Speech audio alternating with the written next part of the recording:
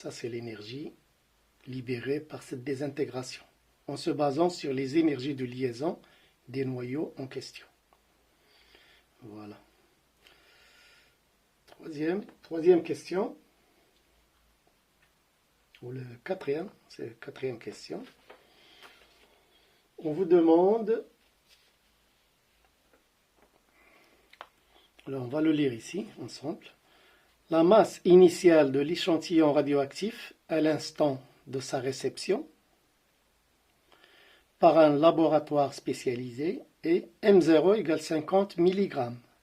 On considère l'instant de réception de cet échantillon comme origine des dates t égale 0.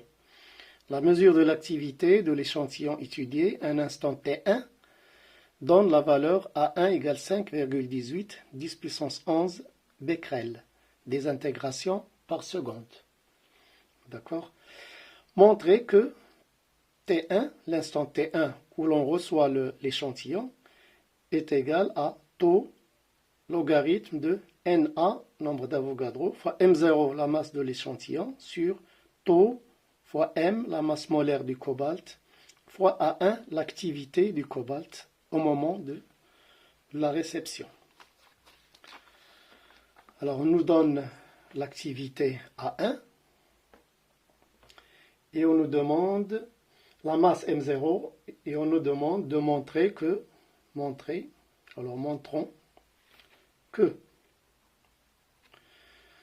T1, l'instant de réception, c'est taux, constante de temps, et les données dans l'énoncé, c'est 2,8 10 puissance 3 jours, logarithme de Na, nombre d'Avogadro, fois M0, la masse qui est 50 mg, sur taux, constante de temps, fois la masse molaire M du cobalt, fois A1, l'activité de l'échantillon de M0, 50 g, au moment de la réception. Calculer en années sa valeur, en années. Ils imposent l'unité. Alors, nous partons des choses que nous connaissons.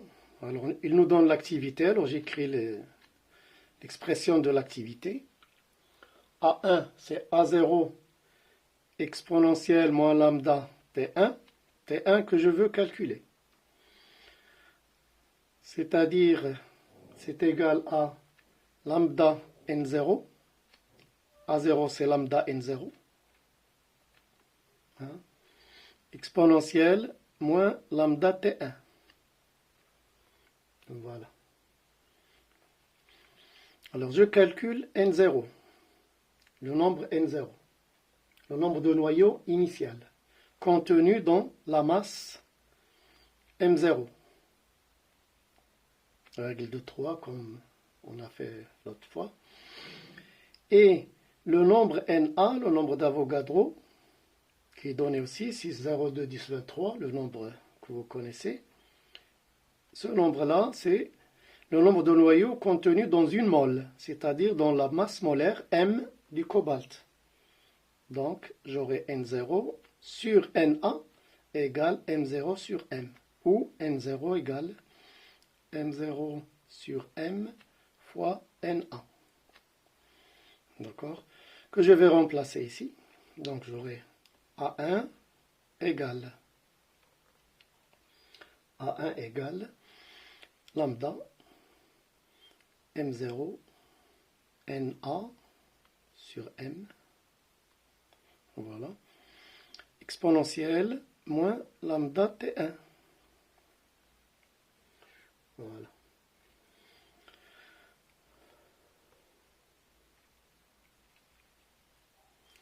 Alors si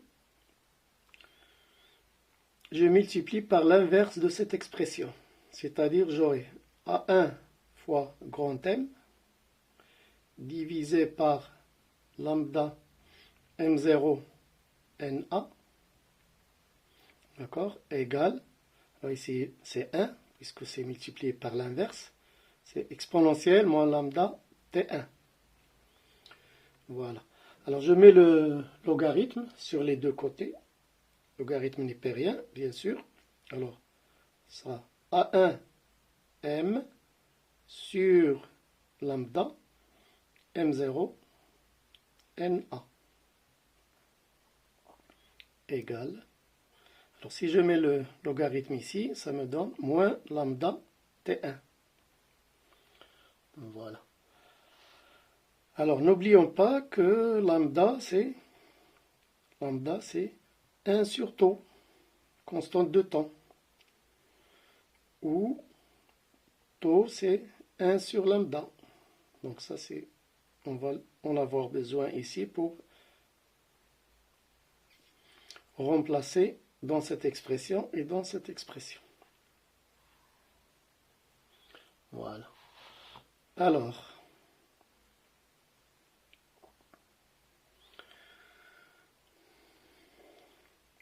finalement, si je remplace 1 sur lambda par tau, j'ai ici ln de A1, et ici 1 sur lambda.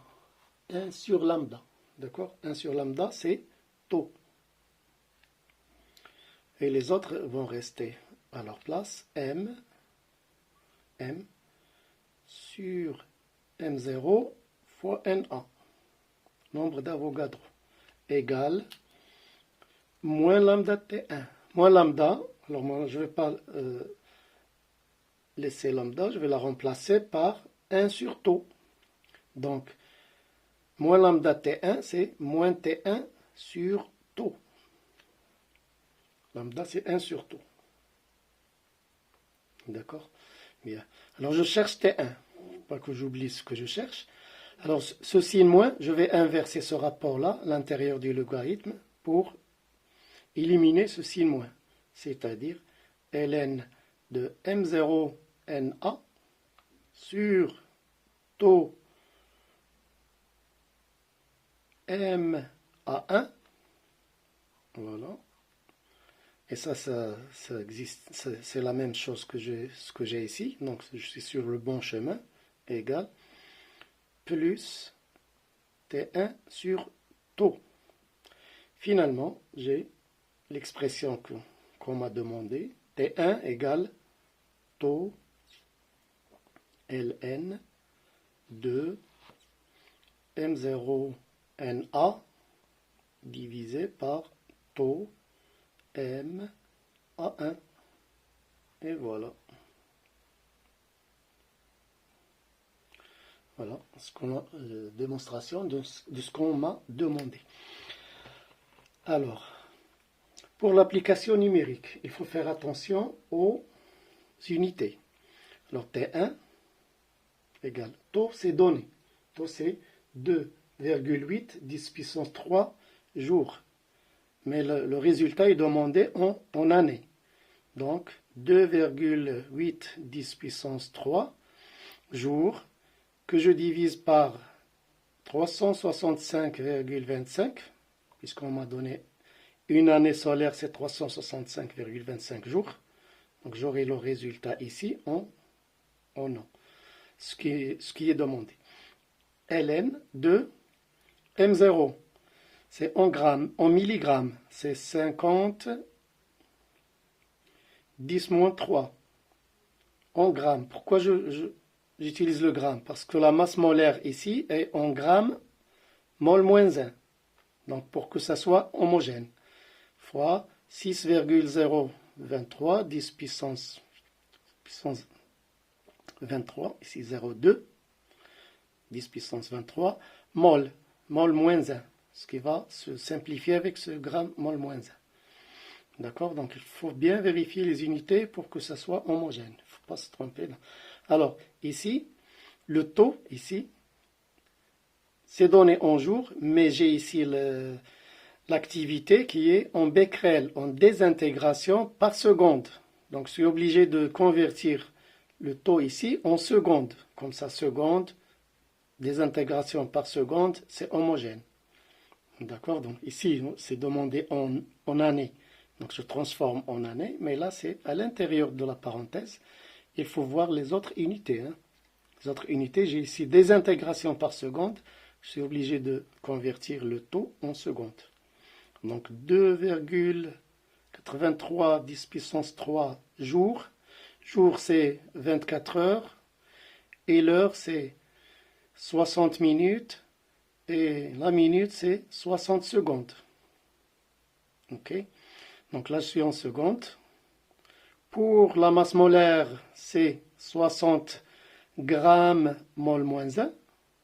Je mets les unités ici, même si ce n'est pas très élégant. Mais pour voir pourquoi j'ai mis le gramme ici. Gramme, gramme mol moins 1. Ici, mol moins 1.